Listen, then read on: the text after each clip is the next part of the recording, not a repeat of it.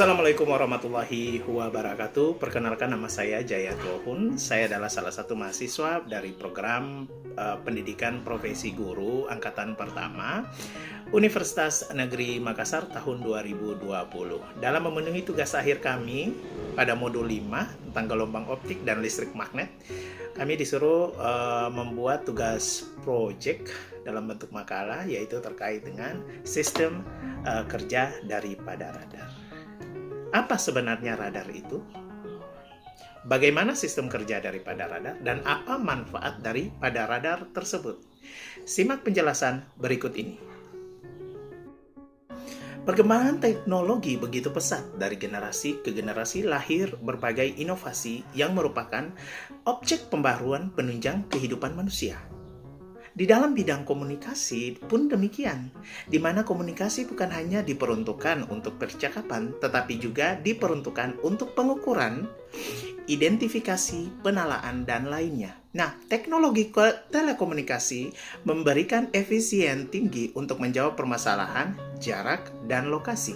Salah satu yang digunakan untuk mengidentifikasi objek adalah dengan teknologi radar. Radar dalam bahasa Inggris merupakan kepanjangan dari Radio Detection and Ringing, atau dalam yang berarti deteksi atau penjarakan radio, yang merupakan suatu sistem gelombang elektromagnetik yang berguna untuk mengukur, mendeteksi jarak, dan membuat map pada berbagai benda. Sebelum kita masuk lebih jauh mengenai sistem kerja daripada radar dan apa manfaatnya, perlu kita ketahui terlebih dahulu tentang sejarah daripada radar. Nah, sejarah radar ini dimulai dari salah satu ilmuwan ahli fisika Inggris, James Clerk Maxwell, yang mengembangkan dasar-dasar teori tentang elektromagnetik pada tahun 1865. Setahun kemudian, pada tahun 1866, seorang ahli fisika asal Jerman bernama Heinrich Rudolf Hertz berhasil membuktikan daripada teori James Clerk Maxwell, mengenai gelombang elektromagnetik dengan menemukan gelombang elektromagnetik itu sendiri. Tahun 1904, Christian Hulsmeyer pertama menggunakan gelombang elektromagnetik, yaitu bentuk nyata dari pendeteksian itu dilakukan memperlihatkan kebolehan gelombang elektromagnetik untuk mendeteksi suatu kapal pada cuaca yang berkabut tebal. Namun, dikala itu pendeteksian belum sampai pada kemampuan untuk mengetahui jarak kapal tersebut. Nah, penelitian pun berlangsung yang dilakukan oleh Albert Wallace Holt menemukan magnetron sebagai tabung pemancar sinyal yang sekarang kita kenal dengan transmitter yang efisien. Nah, pada tahun 1921 itu. Nah, Taylor dan Young pada tahun 1922 dan L. Helen dari Laboratory Research Kelautan Amerika Serikat pada tahun 1930, mereka berhasil meletakkan atau memasangkan transmitter untuk pertama kali pada kapal kayu dan pesawat terbang. Nah, selanjutnya baru pada tahun 1941 kita kenal dengan nama radar. Jadi istilah radar ini mulai digunakan untuk menggantikan istilah dari singkatan Inggris yang namanya itu adalah RDF atau Radio Direction Finding. Oke, selanjutnya kita masuk tentang pengertian radar. Jadi radar ini adalah salah satu alat yang digunakan untuk mendeteksi benda yang dinyatakan dengan arah atau azimut yang mengacu pada arah utara dan pada jarak atau range tertentu dari antena dengan menggunakan gelombang radio yang dipantulkan dari permukaan objek. Daripada radar tersebut, yang pertama adalah mendeteksi kehadiran suatu objek dari jarak jauh. Nah, umumnya objek tersebut bergerak seperti misalnya pesawat terbang.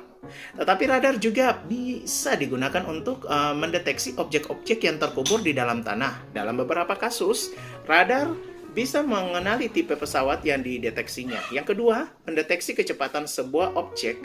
Yang ketiga adalah memetakan sesuatu, misalnya orbit satelit dan pesawat luar angkasa. Ya, komponen penyusun radar. Nah, komponen penyusun radar dia terdiri dari 3 komponen.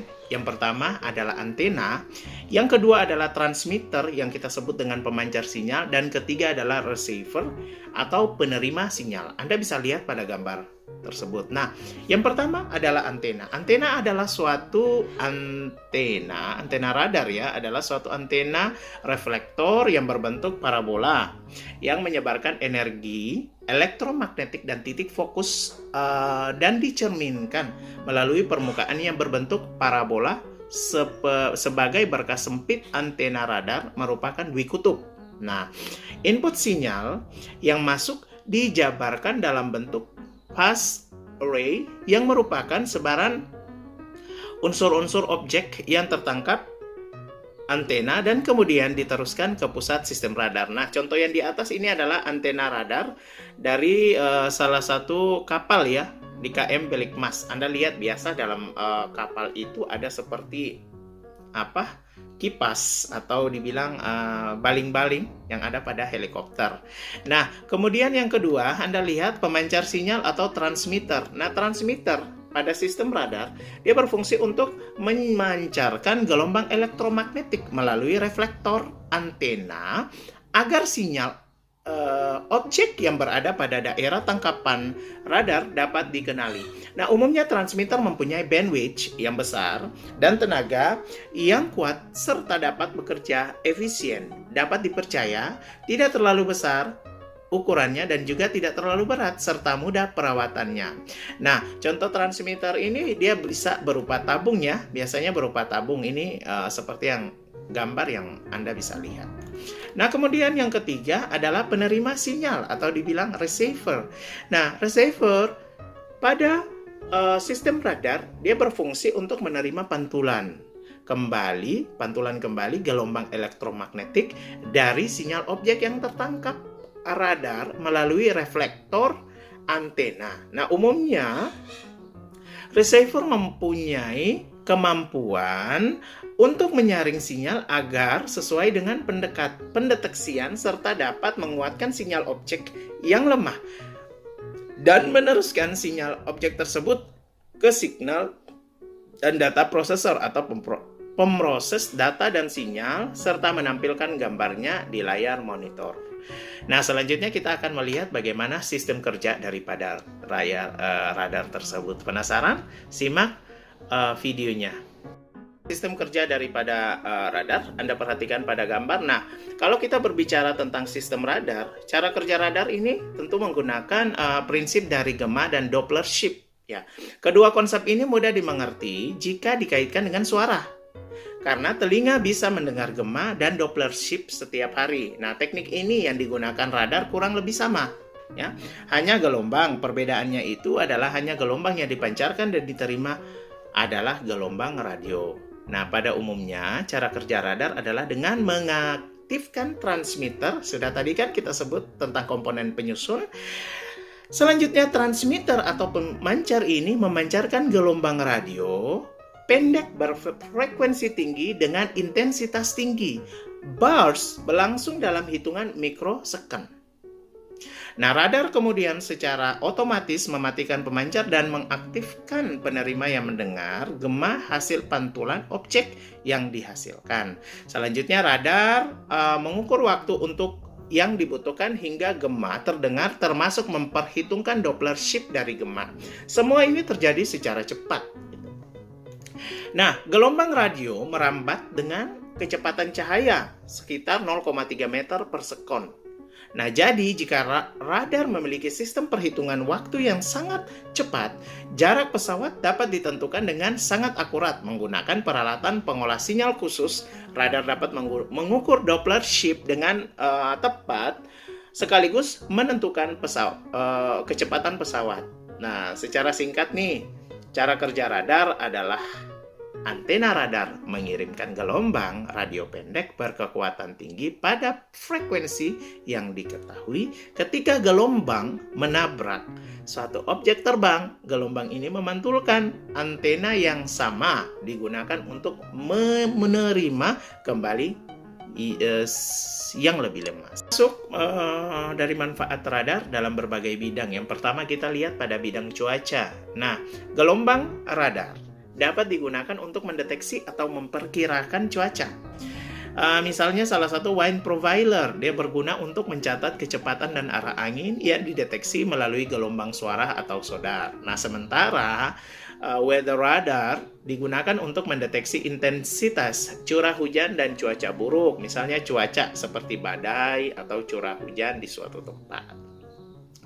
Oke, next. Selanjutnya kita lihat tentang manfaat radar dalam bidang militer. Nah, manfaat dalam radar dalam bidang militer ini seperti yang ditampilkan gambar, ini adalah merupakan salah satu dari airborne early warning. Ini adalah salah satu radar yang dijalankan atau digunakan pada pesawat terbang. Nah, ini merupakan sebuah sistem radar yang berfungsi untuk mendeteksi posisi dan keberadaan pesawat terbang lain. Sistem radar ini biasanya dimanfaatkan untuk pertahanan ya dan penerbangan udara dalam dunia militer.